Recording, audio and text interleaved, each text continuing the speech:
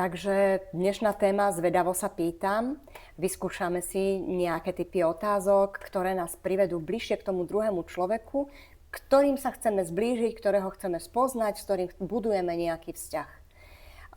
Skúsime to tak v takej vianočnej atmosfére, pri ohníčku. Boris, máš rád Vianoce? Áno.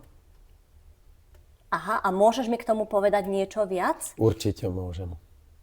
A už by si mi mohol teda povedať niečo viac? Už aj hneď. Boris, ty si robíš so mňa žarty? Nie, ale ty sa pýtaš uzavretými otázkami. Sakra. A vtedy sa dozvieš len málo čo.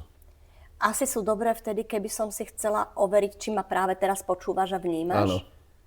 A ty už som dostala odpoveď, že ma počúvaš a vnímaš. Áno. Alebo OK. keď si chceš overiť, či som pochopil. A pochopil si toto, čo sa ťa pýtam? Áno. Super. No. Ja sa radšej pýtam, či som pre teba zrozumiteľná, aby ty si nevyzeral ako blbec, ale skôr ja, že som čudná. Ďakujem za tú starostlivosť. Skúsim nejakú inú otázku, Skús. aby som sa o tých Vianociach niečo dozvedela. Aké máš rád Vianoce? Jaj, biele, Biele. aj studené, Aj studené.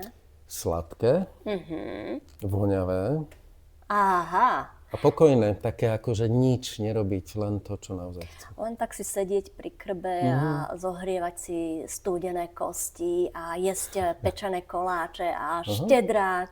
Presne tak. A vieš, prečo sa teraz dozvedela oveľa viac? Nuž, asi som sa správne spýtala. A správne je? Otvorená otázka? Presne tak. Lebo otvorená otázka ti poslúži, keď sa chceš veľa dozvedieť a potom uzavretými si môžeš smerovať koniec tej diskusie.